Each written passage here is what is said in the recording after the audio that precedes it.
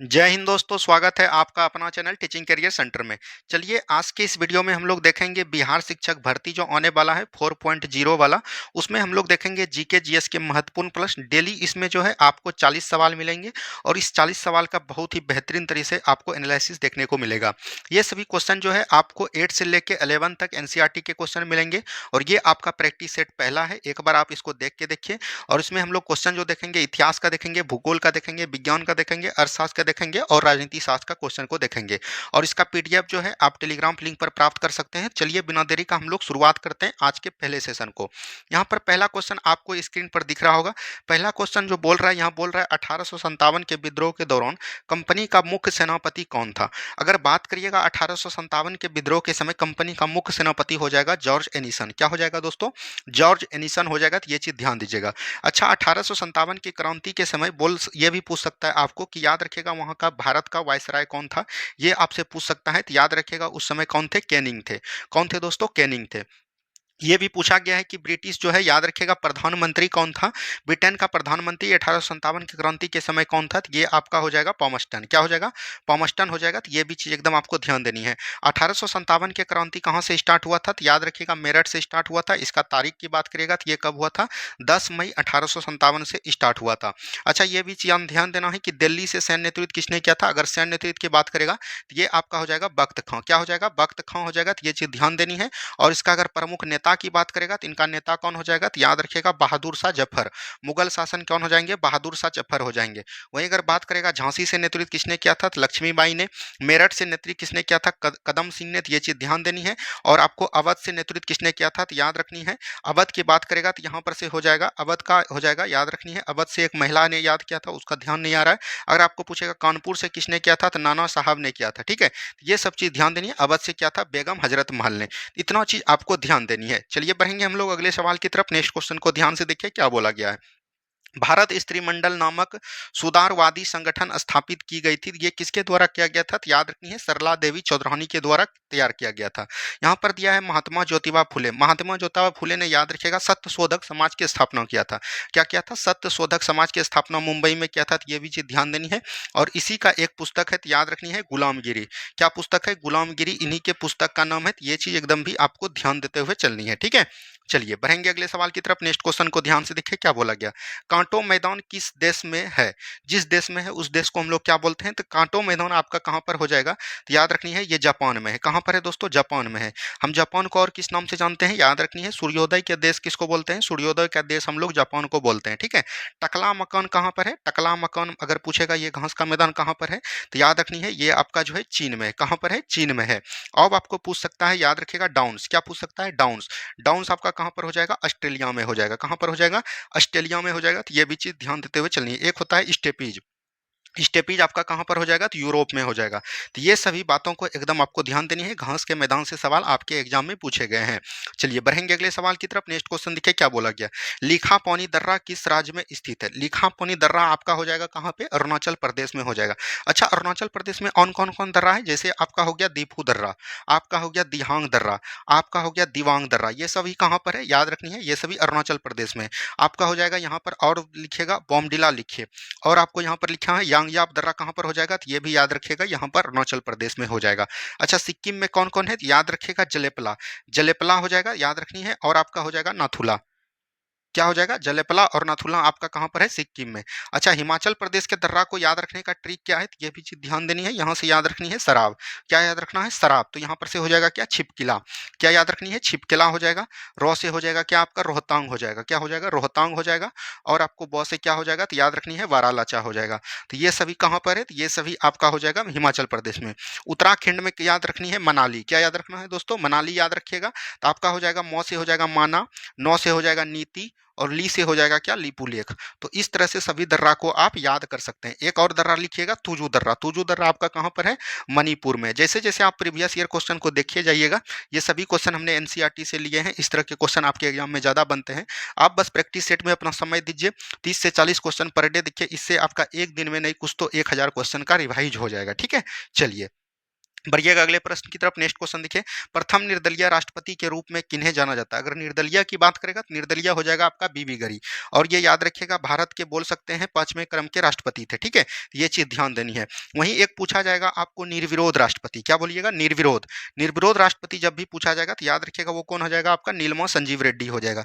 क्या हो जाएगा? नीलमा संजीव रेड्डी। तो ये भी चीज एकदम आपको ध्यान देनी है। ये निर्विरोध पूछेगा तब आपको ये लगाना है, और निर्दलीय राष्ट्रपति पूछेगा तब आपका बीबी गिरी लगाना है, ठीक है। अभी अगर पूछेगा वर्तमान में भारत के राष्ट्रपति कौन है, तो याद रखनी है वर्तमान अगर भारत के राष्ट्रपति की बात करेगा तो ये आपका हो जाएगा द्रौपदी मुर्मू। क्या हो जाएंगे? द्रौपदी मुर्मू हो जाएंगे। तो ये चीज भी आपको ध्यान देते हुए चलनी है, ठीक है। यहाँ पर दिया गया है के आर नारायण। के आर नारायण याद रखिएगा सबसे पहले दलित बोल सकते हैं, सबसे पहले दलित राष्ट्रपति कौन थे? के आर नारायण थे। तो ये भी चीज ध्यान देनी है। चलिए अगला क्वेश्चन को देखिएगा ध्यान से। देखिए नेक्स्ट क्वेश्चन क्या बोला गया है, इस मृदा को सिंचाई की कमी आवश्यकता होती है क्योंकि वह नमी रोक कर रख सकती है, वो कौन हो जाएगा? तो ये आपका हो जाएगा, याद रखनी है, काली मृदा। काली मृदा या इसी को बोलते हैं हम लोग क्या, कपासी मृदा भी इसी को बोलते हैं, या इसी को बोलते हैं स्वतः जोताई वाली मृदा, ठीक है। स्वतः जोताई वाली मृदा किसको बोलते हैं? काली मृदा को। इसी को हम लोग बोलते हैं रेगुर मृदा। रेगुर मृदा भी किसको बोलते हैं? कपासी मृदा। सबसे अधिक कपास इसी में होता है, ठीक है। ये चीज ध्यान दीजिएगा। लाल मिट्टी सबसे अधिक कहाँ पर होता है? असम में होता है, ठीक है। और ये चाय के लिए उत्पादन है। और लेटेराइट मिट्टी की बात करेगा तो ये दक्षिण भारत में पड़ता है। तो ये भी चीज ध्यान देनी है। जलोढ़ मृदा भारत में सबसे अधिक लगभग 46% भूभाग पर जलोढ़ मृदा होता है। और ये दो तरह से होते हैं, एक होते हैं नवीन और एक होते हैं पुरानी, ठीक है। पुरानी जलोढ़ मृदा को हम लोग क्या बोलते हैं? पुरानी जलोढ़ मृदा को हम लोग बोलेंगे बांगर। क्या बोलेंगे? बांगर। और नवीन को बोलेंगे क्या? खादर। तो ये भी चीज एकदम आपको याद रखते हुए चलनी है, ठीक है। चलिए बढ़ेंगे अगले सवाल की तरफ। नेक्स्ट क्वेश्चन को ध्यान से देखिए क्या बोला गया। अगली प्रश्न यहाँ पर देख रहा है, किस नदी के ऊपरी हिस्से को करनाली कहते हैं? देखिए करनाली की बात करेगा तो करनाली आपका हो जाएगा घाघरा। क्या हो जाएगा? घाघरा। अच्छा घाघरा कहाँ से निकलती है ये आपको ध्यान देनी है। ये जो है मानसरोवर के पास से निकलती है। मानसरोवर के पास से निकलती है, मानसरोवर से नहीं, मानसरोवर के पास से निकलती है। तो ये चीज ध्यान देनी है। घाघरा की सहायक नदी की बात करिएगा, घाघरा की सहायक नदी कौन हो जाएगा? याद रखनी है राप्ती जो है घाघरा की सहायक नदी है। और घाघरा नदी किसकी सहायक नदी है? गंगा की सहायक नदी है। ये भी चीज आपको याद रखनी है। यहाँ पर रामगंगा, गंडक, कोसी, ये सभी जो है गंगा की सहायक नदी है। थोड़ा सा यहाँ से गंगा नदी के बारे में देखिए, जिस तरह से ये गंगा नदी है उस तरह से यहाँ पर इसका पहले सहायक नदी कौन हो जाता है? तो याद रखनी है रामगंगा। क्या बोलिएगा? रामगंगा। रामगंगा के बाद कौन आपका हो जाता है? गोमती हो जाता है। क्या होता है? गोमती हो जाता है। उसके बाद क्या होता है? घाघरा होता है। क्या होता है? घाघरा। उसके बाद आपका क्या होता है? तो याद रखनी है गंडक। क्या बोलेंगे? गंडक। ये सभी जो है, उसके बाद कोसी हो गया, उसके बाद महानंदा, ये सब बाएं क्रम से मिलने वाली है। वही अगर बात करिएगा दक्षिण क्रम से मिलने वाली कौन नदी हो जाएगा? तो यमुना नदी हो जाएगा, ठीक है। ये चीज ध्यान देनी है। और आपका कौन हो जाएगा? सोन हो जाएगा। और आपका कौन हो जाएगा? याद रखनी है पुनपुन नदी हो जाएगा, ठीक है। ये सब याद रखिएगा। और आपका एक टोंस नदी हो जाएगा। वहीं बात करेगा गंगा नदी की सबसे बड़ी सहायक नदी कौन हो जाएगा? सबसे बड़ी अगर सहायक नदी की बात करेगा तो वो आपका हो जाएगा यमुना नदी। तो ये सब चीज ध्यान देनी है। गंगा नदी की लंबाई की बात करेगा तो लगभग 2525 किलोमीटर है। तो ये भी चीज ध्यान देते हुए चलनी है, ठीक है। चलिए बढ़िएगा अगले प्रश्न की तरफ। नेक्स्ट क्वेश्चन को ध्यान से देखिए क्या बोला गया। नेक्स्ट क्वेश्चन है, पलक्कर गैप किस किस को जोड़ता है? पलक्कर गैप की बात करेगा तो ये जो है कोयम्बटूर से कोच्चिन के बीच जोड़ता है। तो ये चीज ध्यान देनी है। ऑप्शन नंबर डी बिल्कुल राइट आंसर हो जाएगा। देखिए मुंबई से पुणे की बात करेगा तो ये किसके द्वारा जोड़ा जाता है? भोरघाट दर्रा के द्वारा जोड़ा जाता है। और ये एक जो मुंबई से नासिक है ये किसके द्वारा जोड़ा जाता है? तो याद रखनी है थालघाट दर्रा। तो ये दोनों दर्रा को एकदम याद रखिएगा। ये जो है मुंबई में पड़ता है, और मुंबई से नासिक पूछेगा थालघाट दर्रा, और मुंबई से पुणे जोड़ेगा तो ये हो जाएगा भोरघाट दर्रा। ये दोनों दर्रा कई बार एग्जाम में आपका पूछा गया है, तो इसको एकदम ध्यान देनी है। चलिए बढ़िएगा अगले सवाल की तरफ। नेक्स्ट क्वेश्चन ध्यान से देनी है, कोरोमंडल तट निम्नलिखित में से किन दो राज्यों के बीच की गिरी भूमि है? ये चीज बोला गया कोरोमंडल तट। देखिए ये आपका हो गया भारत का दक्षिणी हिस्सा, ठीक है। तो यहाँ पर आपका जो पड़ता है ये होता है कोरोमंडल तट। क्या होता है? कोरोमंडल तट। और इस तरफ होता है मालाबार का तट, ठीक है। यह चीज ध्यान देनी है। वहीं पर यहाँ पर से हो जाएगा, याद रखिएगा, काठियावाड़ द्वीप, इसको बोलते हैं काठियावाड़ तट, या तो इसी को बोलते हैं कच्छ की खाड़ी। उसके बाद यहाँ पर होता है, याद रखिएगा, कोक्कन तट। उसके बाद होता है कन्नड़ तट। उसके बाद आपका होता है मलाबार तट। तो ये चीज ध्यान देनी है। और यहाँ पे होता है कोरोमंडल तट, उसके ऊपर होता है उत्तरी सरकार तट। और उसके बाद होता है उत्कल तट, या इसी को बोलते हैं पाराद्वीप तट। ये भी चीज ध्यान देनी है। तो ये कोरोमंडल तट जो है ये तमिलनाडु और आंध्र प्रदेश के बीच है। यहाँ पर से तमिलनाडु और आंध्र प्रदेश का बीच हो जाएगा। ऑप्शन नंबर डी बिल्कुल राइट आंसर आपका हो जाएगा, ठीक है। चलिए बढ़ेंगे हम लोग अगले सवाल की तरफ। नेक्स्ट क्वेश्चन को ध्यान से देखिए क्या बोला गया। नेक्स्ट क्वेश्चन यहाँ पर दिया गया है, भारतीय अंतरिक्ष अनुसंधान संगठन इसरो ने अपने चंद्र अन्वेषण मिशन चंद्रयान 2 के लिए किसका परीक्षण यान उपयोग किया था? मतलब चंद्रयान 2 जो छोड़ा गया था वो किस लॉन्च व्हीकल को, यहाँ पर रॉकेट का नाम बताना है। तो चंद्रयान 2 कब छोड़ा गया था? तो याद रखनी है लगभग 2018-19 में छोड़ा गया था। ये चीज ध्यान देनी है। और ये जो छोड़ा गया था GSLV M के थर्ड M1 से छोड़ा गया था, तो ये भी चीज ध्यान देनी है। तो ये तो आपका पुराना हो गया। यहीं पर बात करेगा चंद्रयान फर्स्ट का। क्या बात करिएगा? चंद्रयान फर्स्ट कब छोड़ा गया था? तो याद रखनी है 2008 में छोड़ा गया था। और इसके रॉकेट का क्या नाम था? ये भी आपके एग्जाम में पूछा जाएगा क्वेश्चन। तो याद रखनी है PSLV C11। ये भी चीज ध्यान देनी है। ये 2011 में छोड़ा गया था। और अभी जो आपका एग्जाम में क्वेश्चन बनेगा ये बनेगा चंद्रयान 3 से। क्या बनेगा? चंद्रयान थर्ड से। चंद्रयान थर्ड की बात करेगा तो ये किसके द्वारा छोड़ा गया था? तो याद रखनी है LVM थर्ड M4 रॉकेट के द्वारा इसको छोड़ा गया था। तो ये भी चीज ध्यान देनी है। और ये जो छोड़ा गया था 14 जुलाई 2023 को छोड़ा गया था। और ये पूर्ण रूप से दक्षिणी ध्रुव पर ये बोल सकते हैं कि लॉन्च किया। और ये जो लॉन्च किया उस दिन डेट क्या था? 23 अगस्त था। 23 अगस्त को याद रखिएगा भारत सरकार के प्रधानमंत्री ने इसको किस दिवस के रूप में मनाने का प्रयास किया है? याद रखनी है अंतरिक्ष दिवस। क्या बोलिएगा? अंतरिक्ष दिवस के रूप में इसको हम लोग अब लोग प्रयोग करेंगे। ठीक है, इतना चीज एकदम आपको ध्यान देनी है। तो ऑप्शन नंबर यहाँ से ए बिल्कुल राइट आंसर हो जाएगा। ठीक है, चलिए बढ़िएगा अगले सवाल की तरफ। जरासंध किस वंश से संबंधित था? जरासंध की बात करेगा, जरासंध के पास हो जाएगा बृहद वंश की राजवंश के था। ये भी चीज ध्यान देनी है, बृहदत्त। अगर बात करेगा मगध, मगध में सबसे पहले क्या था? राजवंश की बात करेगा तो मगध का उत्पत्ति कहाँ से हुआ है? तो याद रखिएगा सबसे इसका प्रथम शासक की बात या संस्थापक की बात करेगा तो ये हो जाएगा बृहदत्त। कौन हो जाएगा? बृहदत्त हो जाएगा। तो ये चीज ध्यान देनी है। और मगध की राजधानी कहाँ हो जाएगा? राजगीर हो जाएगा। और राजगीर को किसने बसाया था? तो ये याद रखिएगा जरासंध ने बसाया था। राजगीर का पुराना नाम क्या था? तो याद रखनी है गिरिव्रज। क्या था? गिरिव्रज था। तो ये भी चीज ध्यान देनी है। और ये कहाँ पर पड़ता है? तो नालंदा जिले में पड़ता है। तो ये सब चीज भी आपके एग्जाम में पूछा गया। वहीं बात करेगा हर्यक राजवंश के संस्थापक कौन हो जाएंगे? तो आपका हो जाएगा बिंबिसार। क्या हो जाएगा? बिंबिसार हो जाएगा। और शिशुनाग वंश के संस्थापक ये अपने नाम पर ही रखे थे, तो इसका हो जाएगा संस्थापक शिशुनाग। और नंद वंश के संस्थापक कौन हो जाएगा? महापदम नंद हो जाएगा। क्या हो जाएगा? महापदम नंद हो जाएगा। तो ये चीज ध्यान देनी है। और सिकंदर ने आक्रमण किसके समय किया था? तो याद रखिएगा इसके शासक जो थे धनानंद उसके समय किया था। ठीक है, चलिए नेक्स्ट क्वेश्चन देखिए क्या बोला गया। निम्नलिखित में से किस वर्ष प्राकृतिक गैस और उर्वरकों का कोर उद्योगों की सूची में शामिल किया गया? ये कब किया गया? 2015 में किया गया, सॉरी 2013 में किया गया।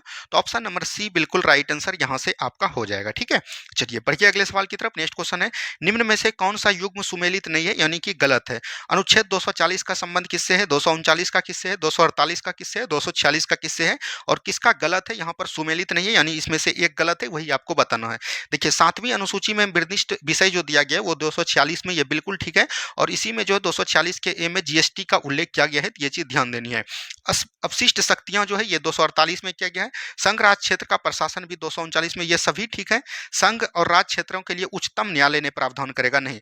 संघ और राज्य क्षेत्रों के लिए जो प्रावधान करेगा वो कौन करती है? संसद करती है। तो यहाँ पर बोला गया उच्चतम न्यायालय, तो ये आपका गलत हो जाएगा। तो राइट आंसर क्या हो जाएगा? ऑप्शन नंबर ए हो जाएगा। तो ध्यान दीजिएगा ऑप्शन नंबर ए बिल्कुल राइट आंसर हो जाएगा। ठीक है, चलिए नेक्स्ट क्वेश्चन देखिए, निम्नलिखित में से कौन सी राष्ट्रीय विकास परिषद के गठन के समय इसके अंग नहीं थे? तो ये सभी केंद्रीय के कैबिनेट मंत्री नहीं होते हैं। तो ये चीज ध्यान देनी है। ऑप्शन नंबर डी बिल्कुल राइट आंसर हो जाएगा। अब यहाँ पर बात करिएगा राष्ट्रीय विकास परिषद। राष्ट्रीय विकास परिषद का गठन कब हुआ था? तो याद रखनी है इसका जो गठन हुआ था 1952 में हुआ था। अच्छा, उस समय इसके अध्यक्ष कौन थे? तो याद रखेगा इसका गठन किसने किया था? ये भी पूछ सकता है। तो याद रखनी है जवाहरलाल नेहरू ने। अभी इसके वर्तमान में अध्यक्ष कौन होते हैं? वर्तमान में अध्यक्ष कौन है? तो याद रखिएगा भारत का प्रधानमंत्री जो भी होगा वो इनका अध्यक्ष होगा। तो ये चीज ध्यान देनी है। ऑप्शन नंबर डी बिल्कुल राइट आंसर हो जाएगा। ठीक है, चलिए नेक्स्ट क्वेश्चन को देखिएगा क्या बोला गया है। प्रसिद्ध बौद्ध भिक्षु अश्वघोष कनिष्क के दरबार में शामिल होने के पहले निम्नलिखित में से किस राज्य में संबंधित थे? तो ये मगध से संबंधित थे। तो ऑप्शन नंबर सी बिल्कुल राइट आंसर हो जाएगा। अश्वघोष से 2-3 सवाल आपके एग्जाम में पूछा जाता है। याद रखिएगा अश्वघोष ने एक पुस्तक लिखा था जिसको हम लोग क्या बोलते हैं? तो याद रखनी है बुद्ध चरितम। क्या बोलेंगे? बुद्ध चरितम बोलते हैं। ठीक है, बुद्ध चरितम पुस्तक किसने लिखा था? अश्वघोष ने। इसको हम लोग बोलते हैं बुद्धों का रामायण। क्या बोलेंगे? बुद्धों का रामायण किसको बोलते हैं? तो इसी पुस्तक को बोलते हैं। याद रखिएगा अश्वघोष कनिष्क की बात करिएगा, कनिष्क के दरबार में रहता था। और कनिष्क के समय में चतुर्थ बौद्ध संगति हुआ था। उसके अगर बात करेगा उपाध्यक्ष कौन था? तो उपाध्यक्ष आपका हो जाएगा अश्वघोष हो जाएगा। क्या हो जाएगा? अश्वघोष हो जाएगा। तो ये भी चीज ध्यान देनी है। और कनिष्क के शासन काल में ही याद रखेगा जब ये इसका राज्यभिषेक हुआ था, राज्यभिषेक के समय ही इन्होंने एक संवत चलाया था जिसको हम लोग क्या बोलते हैं? शक संवत बोलते हैं। और शक संवत कब से स्टार्ट हुआ था? 78 ईस्वी में। और याद रखिएगा 1957 से इसको भारत सरकार द्वारा राष्ट्रीय कैलेंडर में निर्मित किया गया है। तो ऑप्शन नंबर सी बिल्कुल यहाँ पर से राइट आंसर आपका हो जाएगा। जाएगा। ठीक है, अब देखिए आपके ऑप्शन में कौशल दिख रहा है, गंधार दिख रहा है, मथुरा, ये सब कौन थे? तो याद रखिएगा महाजनपद थे। कौन बोलेंगे? महाजनपद थे। आपको पता होगा प्राचीन भारत में 16 महाजनपद था, जिसका कि कौशल का राजधानी कहाँ था? याद रखनी है श्रावस्ती था। क्या था? श्रावस्ती था। गंधार का राजधानी कहाँ था? याद रखनी है तक्षशिला था। कहाँ पर हो जाएगा? तक्षशिला। और मथुरा का राजधानी कहाँ पर हो जाएगा? सूरसेन में हो जाएगा। तो ये भी चीज ध्यान देते हुए चलनी है। ठीक है, चलिए अगली सवाल को देखिएगा। नेक्स्ट क्वेश्चन क्या बोला गया है? विश्व में सबसे बड़ा कपास निर्यातक देश कौन हो जाएगा? कपास निर्यातक देश की बात करेगा तो ये आपका विश्व में सबसे बड़ा हो जाएगा आपका भारत। क्या हो जाएगा दोस्तों? भारत हो जाएगा। ऑप्शन नंबर बी बिल्कुल राइट आंसर हो जाएगा। कपास की खेती की बात करेगा राज का तो सबसे अधिक कहां पर होता है? गुजरात में होता है। तो ये चीज भी एकदम आपको याद रखते हुए चलनी है। कपास की खेती याद रखिएगा किस कुल का है? तो याद रखनी है मालवेसी कुल का है। क्या है? मालवेसी कुल का कपास का पौधा होता है। तो ये भी आपको ध्यान देते हुए चलनी है। ठीक है, चलिए बढ़िएगा अगले सवाल की तरफ। नेक्स्ट क्वेश्चन देखिए क्या बोला गया है? नर्तकी की प्रसिद्ध कांस्य मूर्ति मिली थी, तो ये कहां पर मिली थी? नर्तकी की बात करेगा प्रसिद्ध कांस्य मूर्ति कहां पर मिला था? मोहनजोदड़ो में मिला था। कहां पर मिला था? मोहनजोदड़ो। मोहनजोदड़ो का खोज किसने किया था? तो आपको याद रखनी है लाखरदास बनर्जी के द्वारा किया गया था। 1922 में किया गया था। सबसे बड़ा शहर पूछेगा हड़प्पा स्थल में कौन था? तो मोहनजोदड़ो था सबसे बड़ा विश्व में। अगर भारत में पूछेगा तो आपका कौन हो जाएगा? तो याद रखनी है राखीगढ़ी हो जाएगा। क्या हो जाएगा? राखीगढ़ी हो जाएगा। ठीक है, अब यहाँ पर बात करेगा मोहनजोदड़ो। चनहुद्रो, चनहुद्रो कहाँ पर पड़ता है? पाकिस्तान में पड़ता है। ठीक है, इस जगह से क्या प्राप्त हुआ था? तो याद रखिएगा सबसे पहले बात करेगा तो मेकअप का सामान कहाँ से हुआ था? तो याद रखनी है चनहुद्रो। और आपको पूछा जाएगा कि कौन ऐसा स्थान है सिंधु घाटी सभ्यता में या हड़प्पा स्थल में जहाँ पर एक भी किला नहीं है? तो वो आपका कौन हो जाएगा? चनहुद्रो हो जाएगा। तो ये चीज ध्यान दीजिएगा। हड़प्पा, हड़प्पा का खोज किसने किया था? तो याद रखनी है दयाराम साहनी के द्वारा किया गया था।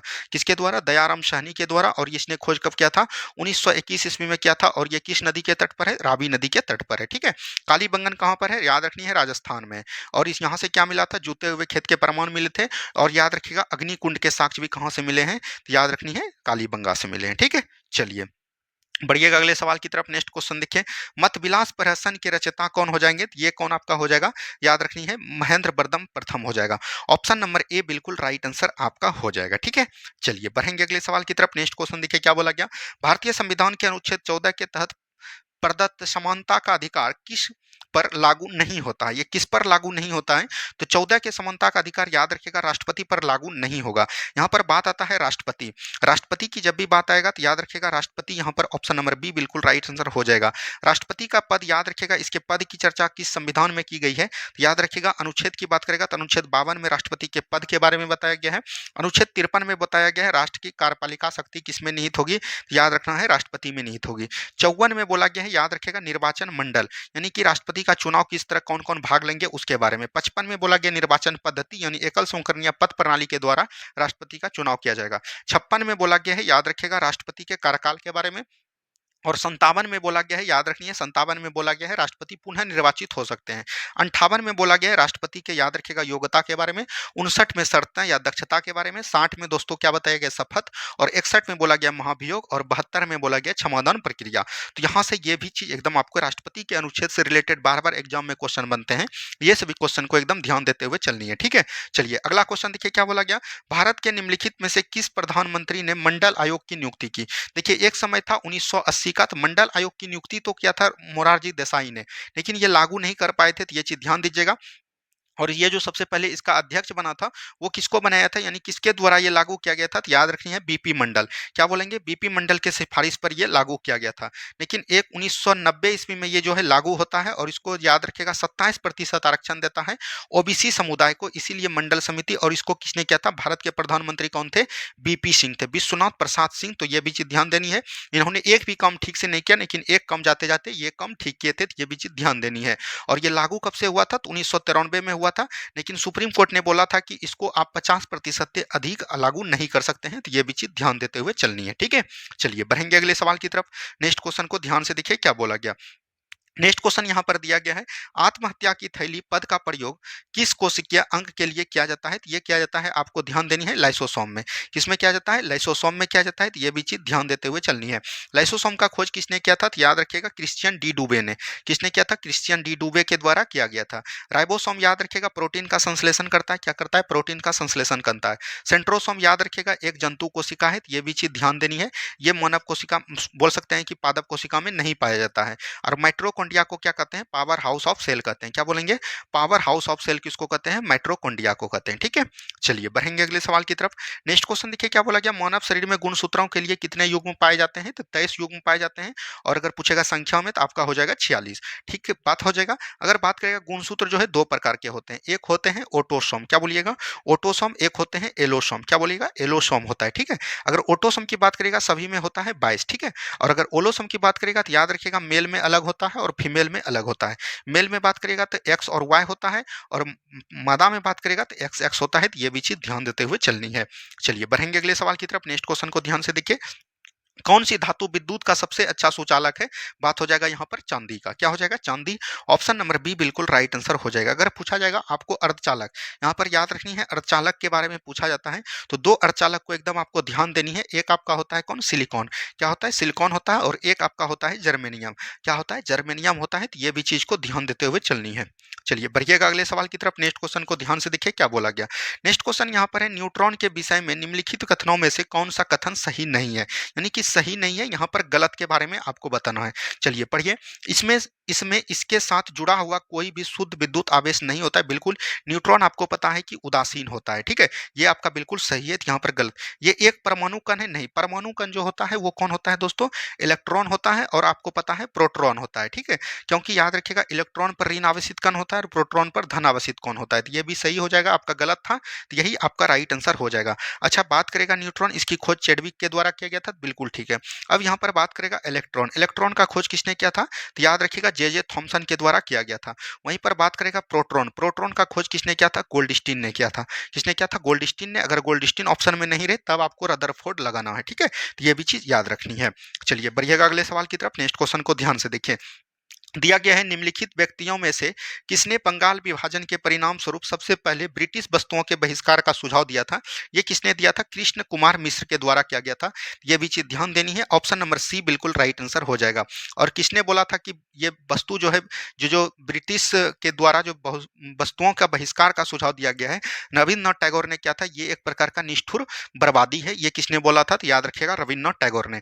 याद रखिएगा यहाँ पर बंगाल विभाजन की बात आती है, थोड़ी सी चर्चा कर देते हैं। बंगाल विभाजन आपका याद रखिएगा, इसकी घोषणा कब किया गया था? 19 जुलाई को किया गया था, 1905 को। लेकिन याद रखिएगा इसको जो है लागू नहीं करने दिया। याद रखिएगा उस समय भारत के वायसराय कौन थे? बोल सकते हैं गवर्नर कौन थे? करजन थे। ठीक है, 1905 में इसको लागू नहीं हुआ। याद रखिएगा 16 अक्टूबर को बोल सकते हैं, 16 अक्टूबर 1905 को ये एक प्रकार से बोल सकते हैं प्रभावी हो गया। और इसी के दौरान याद रखिएगा स्वदेशी आंदोलन चलाया गया था। क्या चलाया गया था? 7 अगस्त को बोल सकते हैं स्वदेशी आंदोलन चलाया गया था रोकने के लिए, लेकिन इसके बावजूद भी नहीं रोका गया। और इसी में याद रखिएगा सबसे पहली बार जो महिला भाग लिया स्वदेशी आंदोलन में, और इसका एक बोल सकते हैं नारा उभरा था, उसको हम लोग क्या बोलते हैं? वंदे मातरम। क्या बोलेंगे? वंदे मातरम। इसी में नारा उपजा था, और बहिष्कार का शब्द इसी में सबसे पहले बार प्रयोग किया गया था। तो ये सभी बातों को एकदम आपको ध्यान देनी है। चलिए बढ़िएगा अगले सवाल की तरफ। निम्नलिखित में से कौन से मौलिक अधिकार विदेशियों के लिए उपलब्ध नहीं है? यहाँ पर विदेशियों के लिए उपलब्ध नहीं है, तो याद रखिएगा विदेशियों के लिए आपको मात्र 5 ही मौलिक उपलब्ध हैं। बोल सकते हैं 15, 16, 19, 29 और 30। ये ऐसे अनुच्छेद 5 है जो सिर्फ और सिर्फ याद रखिएगा भारतीय को ही प्रयोग कर सकते हैं, न कि कोई विदेशी। तो यहाँ पर देखिए 15 15 जो है नहीं लागू हो जाएगा, क्योंकि ये विदेशियों के लिए नहीं है, सिर्फ भारतीय के लिए ये 5 अनुच्छेद 15, 16, 19, 29 और 30। और ये सभी जो है याद रखिएगा एक प्रकार का मौलिक अधिकार है। अच्छा, बात यहाँ पर आता है मौलिक अधिकार। मौलिक अधिकार कहाँ से लिया गया है दोस्तों? याद रखनी है, अमेरिका से लिया गया। कहाँ से लिया गया? अमेरिका से लिया गया। तो ये भी चीज ध्यान दीजिएगा। संविधान का मैग्ना कार्टा किसको कहते हैं? संविधान का मैग्ना कार्टा भी याद रखिएगा मौलिक कर्तव्य को कहते हैं। और ये याद रखिएगा भाग 3 में, संविधान के भाग 3 में है। और अनुच्छेद की बात करेगा तो अनुच्छेद 12 से लेकर 35 तक इसका वर्णन किया गया है। अनुच्छेद 12 में क्या बोला गया है? याद रखिएगा मतलब मौलिक अधिकार की परिभाषा दिया गया है। 13 में ये बोला गया न्यायालय में अपरिवर्तनीय है। 14 में बोला गया है विधि के समक्ष समानता, यानी सभी के लिए समान कानून है। 15 में बोला गया धर्म, जाति, लिंग के आधार पर किसी में भेदभाव नहीं किया जाएगा। 16 में बोला गया अफसर की समानता। 17 में बोला गया अश्लीलता का अंत। 18 में बोला गया उपाधियों का अंत। 19 में बोला गया अभिव्यक्ति की स्वतंत्रता। 20 में बोला गया है याद रखिएगा गिरफ्तारी के विरुद्ध संरक्षण। 21 में बोला गया है याद रखिएगा बोल सकते हैं 21 में जो बोला गया दोस्तों, 21 में बोला गया है याद रखिएगा प्राण एवं दैहिक स्वतंत्रता। 22 में बोला गया गिरफ्तारी के विरुद्ध संरक्षण। और 20 में बोला गया था दो सिद्धि के विरुद्ध संरक्षण। और 23 में बोला गया है बलात्सरम। 24 में बोला गया है कि याद रखिएगा 14 वर्ष के कम बच्चे को कारखाना में शामिल नहीं किया जाएगा। 25 में बोला गया धार्मिक स्वतंत्रता। 26 में बोला गया धार्मिक कार्यों का प्रबंधन। और 27 में क्या बोला गया है दोस्तों? याद रखनी है 27 में बोला गया अगर आप कोई भी धार्मिक कार्य कर रहे हैं तो उस पे आपको टैक्स नहीं देना है। और 28 में बोला गया कोई भी विद्यालय अगर सरकारी रूप से पूर्णतः चल रहा है तो वहाँ पर याद रखिएगा कोई भी धार्मिक शिक्षा नहीं दी जाएगी। 29 में बोला गया अल्पसंख्यक वर्गों के हितों में। और 30 में बोला गया याद रखिएगा अल्पसंख्यक वर्ग के जो भी हित रहेंगे वो अपना शैक्षिक संस्थान खोल सकते हैं, वहाँ पर शासन प्रशासन खुद कर सकते हैं। और 32 में बोला गया संवैधानिक उपचारों का अधिकार। तो इतना अनुच्छेद को एकदम आपको गेट बाय हार्ट कर लेना है, बार बार एग्जाम में यहाँ से अनुच्छेद आपको पूछे जाएंगे। अगला सवाल देखिए क्या बोला गया है, दक्षिण पूर्व एशिया में एक पात्र भू आबद्ध देश कौन हो जाएगा, तो वो लाओस हो जाएगा। भू आबद्ध किसको कहते हैं, जहां पर याद रखिएगा समुद्री जो है नहीं लगे, समुद्री उस देश को नहीं छुए पानी को, उसी को बोलते हैं भू आबद्ध यानी लैंड लॉक कंट्री। ठीक है, तो ऑप्शन नंबर ए बिल्कुल राइट आंसर हो जाएगा। बढ़िएगा अगले सवाल की तरफ। दिया गया है मात्रकों की अंतरराष्ट्रीय प्रणाली में मूल मात्रक की संख्या कितनी होती है, 7 होता है। कितना होता है, 7 होता है। तो ऑप्शन नंबर सी बिल्कुल राइट आंसर आपका हो जाएगा। अच्छा ये कौन कौन होता है, तो याद रखनी है द्रव्यमान, क्या हो जाएगा, द्रव्यमान हो जाएगा। उसके बाद आपका क्या हो जाएगा, समय। उसके बाद क्या हो जाएगा आपका, याद रखनी है लंबाई। उसके बाद क्या हो जाएगा, विद्युत धारा हो जाएगा। ठीक है, उसके बाद क्या हो जाएगा, याद रखनी है ज्योति तीव्रता हो जाएगा। क्या हो जाएगा, ज्योति तीव्रता हो जाएगा। तो ये चीज ध्यान देनी है। उसके बाद क्या होता है, पदार्थ की मात्रा होता है। क्या होता है, पदार्थ की मात्रा होता है। तो ये भी चीज ध्यान देते हुए चलनी है। यहाँ पर से देखिए 7 पुर गया, 1 2 3 4 5 6 और एक आपका होता है तापमान। ठीक है, तो ये भी चीज ध्यान देनी है। तो ये सभी को एकदम आपको याद रखनी है, साल मूल आधारित राशि है। ठीक है, चलिए अगली सवाल को देखिएगा। अगली सवाल देखिए यहाँ पर से क्या बोला गया है, उस उपकरण का नाम क्या नाम है जिसका उपयोग किसी वस्तु पर विद्युत आवेश की उपस्थिति में एकमात्र जानने के लिए किया जाता है। ये हो जाएगा इलेक्ट्रोस्कोप। क्या हो जाएगा, इलेक्ट्रोस्कोप हो जाएगा। ऑप्शन नंबर ए बिल्कुल राइट आंसर आपका हो जाएगा। तो दोस्तों आज हमने आपको 30 सवाल कराए, आगे से आपका 40 सवाल रहेगा। धीरे धीरे 50 क्वेश्चन करेंगे। ये आपको डिस्कशन कैसा लगा आपको कमेंट करना है। अगर इस तरह के आप डेली डिस्कस करते हैं तो आपको हम बताते हैं कि आपका जो है फॉर्म भराने के एग्जाम के उपरांत आप एग्जाम में बहुत बेहतर कर सकिएगा। ठीक है, तो चलिए मिलते हैं हम लोग नेक्स्ट वीडियो में। और दरोगा का प्रीवियस ईयर हम जरूर समाप्त करेंगे। कल से आपका वो भी चलेगा और ये वीडियो आपको जो है दिन में मिलेगा। धन्यवाद, मिलते हैं हम लोग। जय हिंद, जय भारत।